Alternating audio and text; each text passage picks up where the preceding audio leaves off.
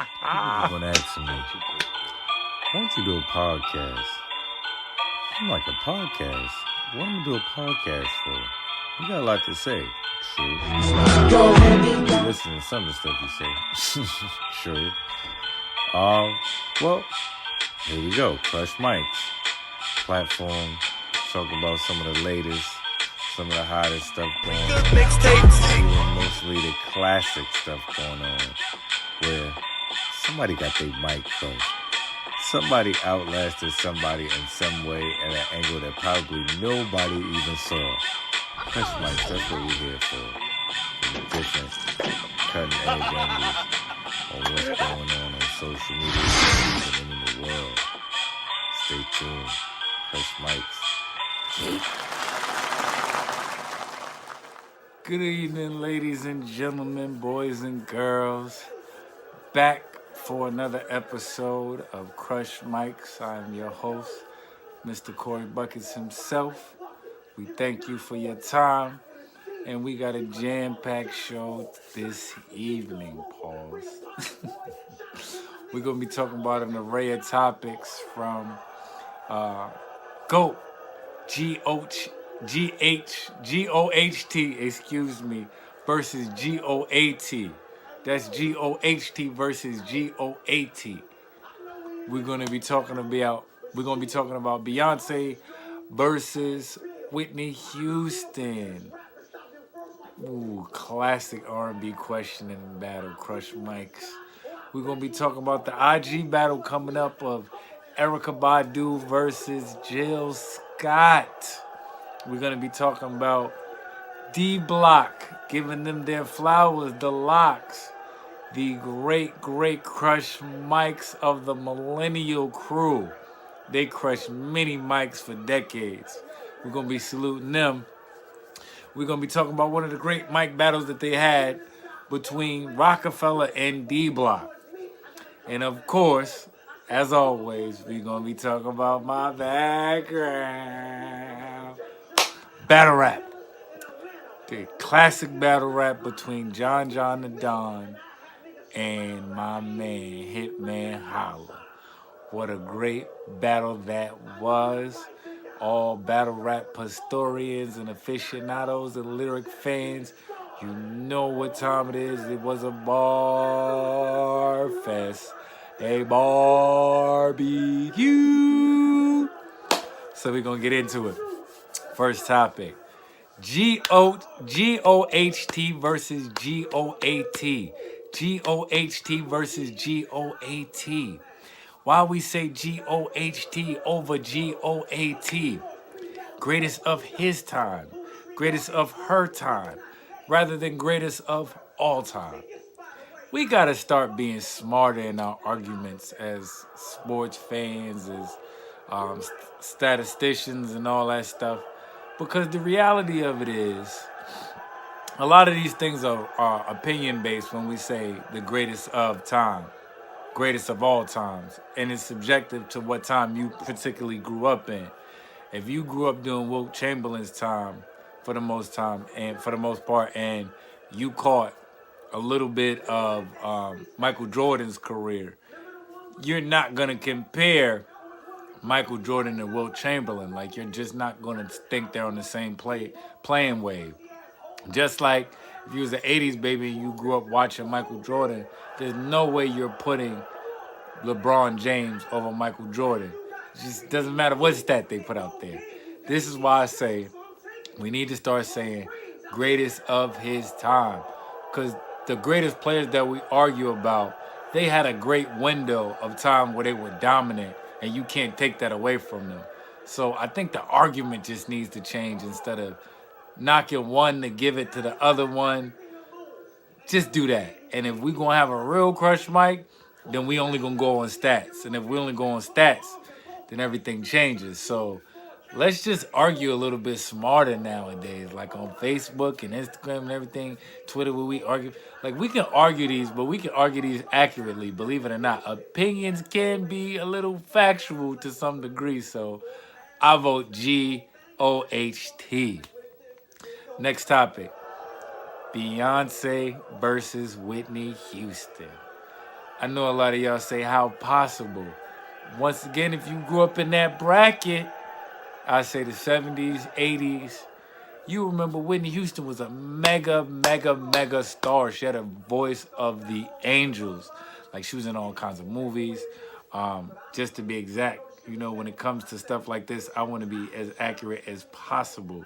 So if we really want to have a conversation and argument, Whitney Houston had 11 #1 hits.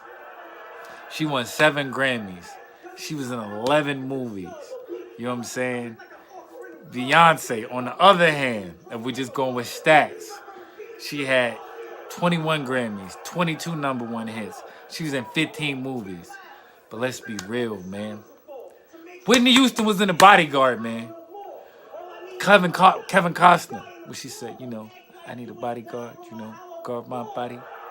Come on, man. Who wasn't feeling Whitney back then? Yo, she sang the national anthem in the warm-up suit, man. And killed it. It was so crazy that they started playing it on Video Music Box. That she was married to Bobby Brown, Mr. Every Little Step. Mr. Star was rapping, dancing, all of that. I mean, you know, B, she does her thing with Hove, and the Savage remix is a real problem. The fact that B is like an institution now and just not even a singer, like, she's just bigger than just a singer. I love Whitney Houston, you know what I'm saying? We got something in common. But in the title of the legends by the statistics, we gotta give it to B just cause the stats show that. She crushed that mic, but Whitney, I will always love. Next topic, Jill Scott versus Erykah Badu. This is going to be epic. We talking about soul funk versus classic soul. We talking about Badu grip versus JILLSCO. We see you on that mic, Jill. We know. We know Jill Scott repping Philly. So let's go to the tape. Let's see what we working with. Because I felt like we needed to go to the statistics with this one to be real and accurate. Badu, 8 hits, 4 Grammys. Jill Scott, 4 hits, 3 Grammys. I saw a meme online with like the Spider-Man where they pointing at each other and they were like Erykah Badu and Jill Scott when they play "You Got Me" in the battle, knowing they was both on it. Listen, man, it's a lot of Crush Mike small underlying themes in there. If you ever seen that Erykah Badu window seat before they did all the editing, that just put her in another stratosphere, kid. You see what happened with Dre. You see what happened with Common, J Electronica.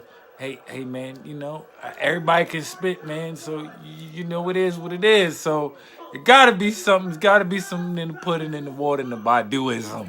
There's something over there. Jill Scott, classic roots, classic voice. I think that girl could sing her way out of a phone booth. Like, she's just amazing. But gotta say on the Crush Mike platform battle. Oh, we're gonna give it to Erykah. Next topic. Salute. A big salute goes out to D Block, aka the Rough Riders alumnus, aka the Locks, aka the Warlocks. You don't want no problem with D Block. If you've been following history, hip-hop history for a while, since these guys came out, they have been the epitome of what street rap and hood rap is about. You're getting great jewels, you getting pause, you getting great gems, I should say. You getting just some great ball work. You know, they gonna rap on something real tough and gritty. You're gonna get that every trip. But outside of that, anytime any group has ever said anything about them in hip-hop, they took it upon themselves to go at them and crush mics to the highest degree. We talking about from your best, from Jay-Z to 50 Cent to man Diddy. Anybody you name just about had a little rumble with the Locks at one point or thought they wanted it. And the Locks don't stop. They don't stop. Like every opponent they've ever had that they had a beef with lyrically had to tap out. There is no beating the Locks. You have to tap out. Like the Locks will make songs about you morning, noon, day, and night. It'll be slow, it'll be fast, it'll be in your beat, it'll be on their beat. It don't even matter. They got that 40, Audi, Matty, full clip. They coming with the whole trunk kit, the whole set. They ready. So we gotta shout the Locks, man. Crush Mike Kings on the mountain of Crush Mics, man. My guys. So brings me into my next topic. D Block versus Roc-A-Fella. This was an epic battle. To tell you the truth, I don't even know how this started. But I know bar work, some of the most classical bars we've ever had in a rap battle, and going back and forth between MCs. When we talk about the Beanie Siegel Kiss the Game disc, talking about Jada Kiss, forget the speculation, talk over. Dig this, I'm about to sun kiss like a soda. That was crazy. Or when he said, I'm about to kick his ball over the fence to let him know who yard is this. Broad Street Bully showed who he was. But the Locks was not playing at the same time. Like they rapped on unlimited Rocafella beats. They attacked Rocafella so hard, pause. Hov didn't even get in parts of that. He didn't want no parts of that. Matter of fact, it was so real, everything that was going on between, you say it was D Block at that time they was going at. It was the Roc-A-Fella with the Nas thing. They was going at Nas. Roc-A-Fella wasn't playing either, but the thing about D Block is they know for a fact they come in the joint for a marathon. They not coming in there for no race. They coming in for a marathon. So when you throwing the hardest balls you got out in the beginning of the beef and the beginning of the battle, they sitting on the for real tool set right there, pause. They about to make it really happen for you. They about to give you everything you want. Man, we got on the Crush Mic platform. We got to give it to D Block versus Roc-A-Fella. Especially with the fact that Hov didn't even get in there for that smoke. Hov didn't even want none of that smoke. Now, my background. Classic battle. John the Don versus HitMan Holla. Like I said, when we talk classic, we talking bar for bar for bar for bar. This was that. This is babyface John. John didn't even have a beard at this point. John was out there just young and ready. And they was saying that he was stealing bars. And it was a time where he had to really come into his own. And realistically, he showed that what he had was something not just for that time, but it was something that stand the test of time. Because now he comes into the battle no matter what as the underdog. And realistically, everybody that battles, he puts some fear in them, and they got to come with the tightest pin that they got. But one of the tightest lines in this joint is when HitMan said, F it, I'ma remix it. All those freckles on your face, stop acting like a bad guy. The Mag 5 will put him in the air like Bad Vibe. The Mag 5 will put him in the air like a Bad Vibe. Bring him back, point blank. I range, knock his brains out of him. And reload the bullets that came out of him. Then reload the bullets that came out of him. Then reload the bullets that came out. Yo, when HitMan said that, yo, the whole crowd went crazy. You ain't never heard nobody say they was going to shoot somebody and then reload with the bullets that came. Yeah, it makes no sense, I know. But it was hot when he said it. Don't argue with me. It was hot. Kids laughed. We loved it. The battle rap culture smiled and saluted him. Now, on the John the Don end, he knew that HitMan was going to come out with the heavy remix. So what did John do? The remix bar you did against Verb was pretty clever. But I'ma remix this again to make it even better. Ever seen a Mac 11 with an AR clip? I got a scope so I leave a radar hit. I keep some NYKs, but it ain't all nicks. The Baby Western for your junior, that's my J.R. Smith. Ever seen a Mac 11 with the AR clip? I got a scope so the radar hit. I got a so a radar hit. I keep an NY, and then an NY Nicks. I keep a Baby Western Junior from the J.R. Smith. I keep a Baby Western Junior from the J.R. Yo, y'all gotta see this battle. Because when they said those bars, quote for quote, and bro, tears to my eyes. Was a proud battle rap fan. That's what bars are supposed to be made of, fellas. If you're a battle rap fan or a battle rapper and you watching this, that's what your bars gotta be, fellas and ladies. It gotta be something that's memorable. Everything that they did in this battle was memorable. That's why we call it a classic, man. Classics, they only got memorable lines in there. You know what I'm saying? Very few filler, if anything.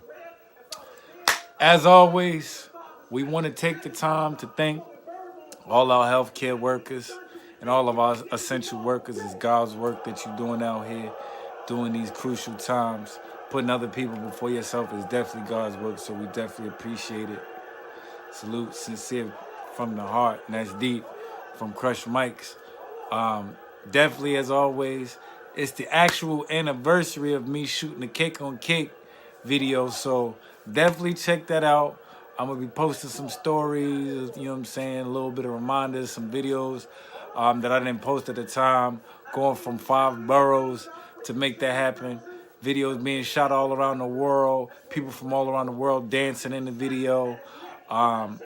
Just a really, really humbling time and just a great song that came together, and people around the world are still playing it and showing me love every day. So definitely thank them for that. The link will be in the description. Definitely check for the link in the description for the cake collection. All the freshest cake, pounds of cake stuff going on. Got the Crush Mics tees going on. Yours truly got the NYC cake project going on. Definitely check for that. And until next time, stay love, keep the love, and thank you for being with us here at Crush Mics.